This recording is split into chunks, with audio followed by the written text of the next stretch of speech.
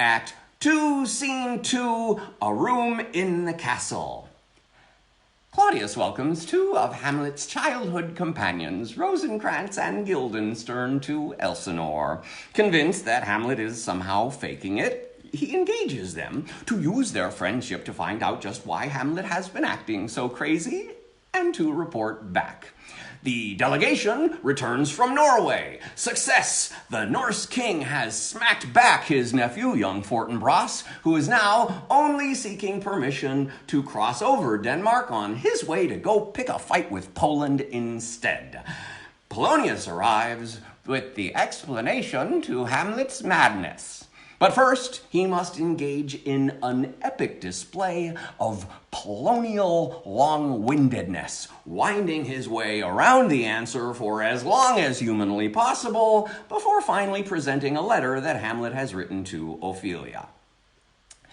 My liege and madam, to expostulate, what majesty should be, what duty is, why day is day, night, night, and time is time, were nothing but to waste night, day, and time.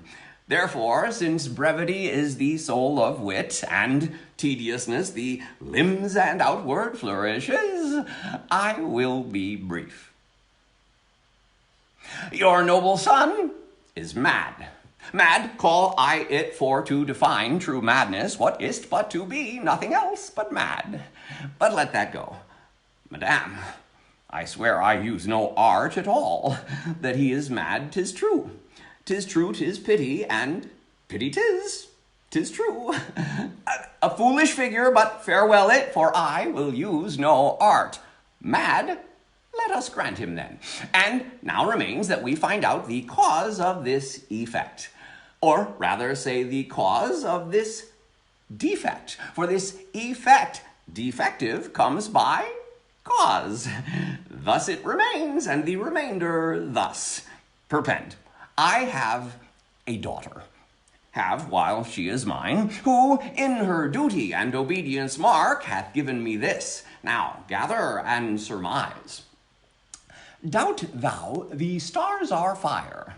Doubt that the sun doth move? Doubt truth to be a liar? But never doubt I Louvre. This was from back in the day when love and move somehow seemed to rhyme.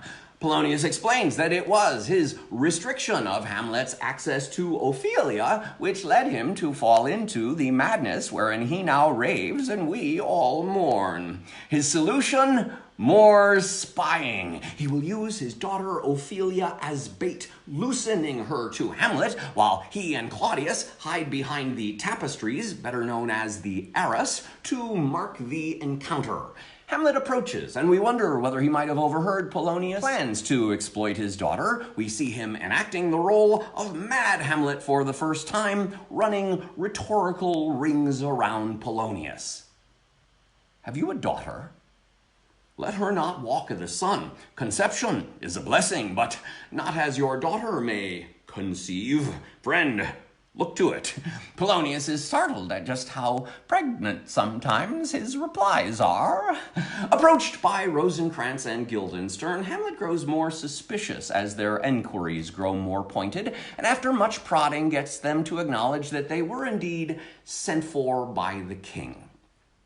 I will tell you why. So shall my anticipation prevent your discovery, and your secrecy to the king and queen moult no feather. I have of late, but wherefore I know not, lost all my mirth, foregone all custom of exercises, and indeed it goes so heavily with my disposition that this goodly frame, the earth, seems to me a sterile promontory. This most excellent canopy, the air, look you, this brave or hanging firmament, this majestical roof fretted with golden fire, why, it appears no other thing to me than a foul and pestilent congregation of vapors. What a piece of work is a man! How noble in reason, how infinite in faculty, in form and moving, how express and admirable, in action, how like an angel, in apprehension, how like a god.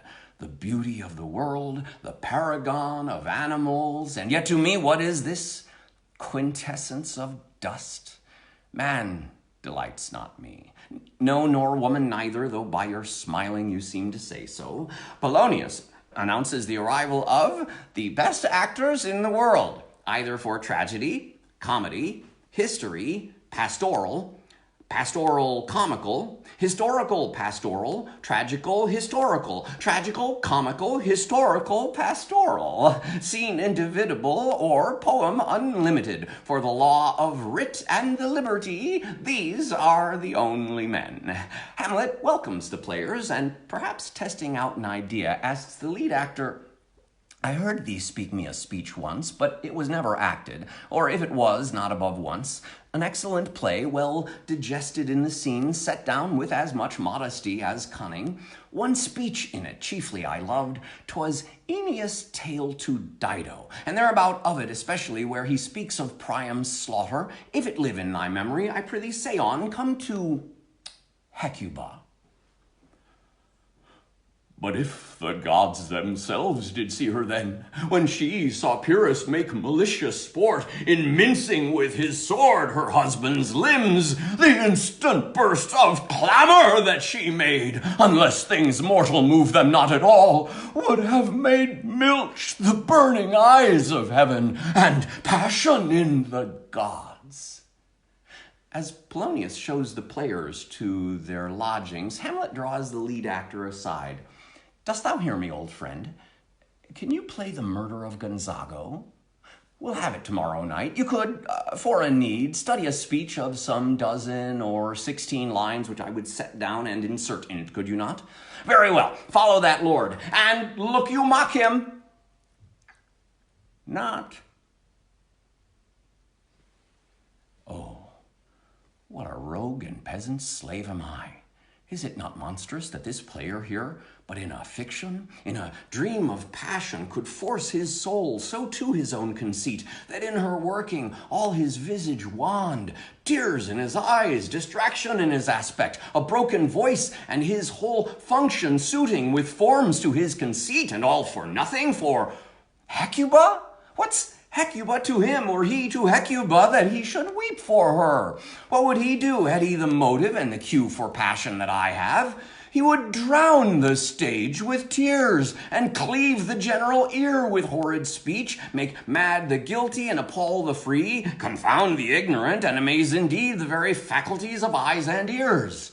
Yet I, a dull and muddy-mettled rascal, peak like John a dreams, unpregnant of my cause, and can say nothing. No, not for a king, upon whose property and most dear life a damned defeat was made.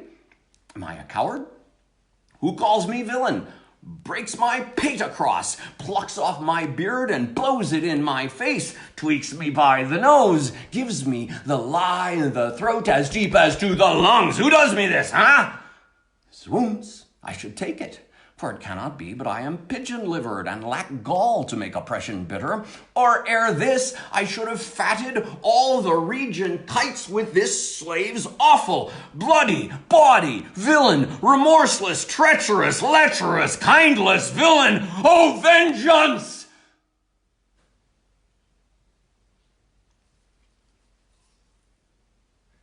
Why, what an ass am I! This is most brave, that I, the son of a dear father murdered, prompted to my revenge by heaven and hell, must, like a whore, unpack my heart with words and fall a-cursing, like a very drab, a scullion, fie upon foe about my brain. I have heard that guilty creatures, sitting in a play, have by the very cunning of the scene been struck so to the soul that presently they have proclaimed their malefactions. For murder, though it have no tongue, will speak with a most miraculous organ. I'll have these players play something like the murder of my father before mine uncle. I'll observe his looks. I'll tent him to the quick. If he but blench, I know my course. The spirit that I have seen may be the devil, and the devil hath power to assume a pleasing shape, yea, and perhaps out of my weakness and my melancholy, as he is very potent with such spirits, abuses me to damn me. I'll have grounds more relative than this. The play's the thing wherein I'll catch the conscience of the king.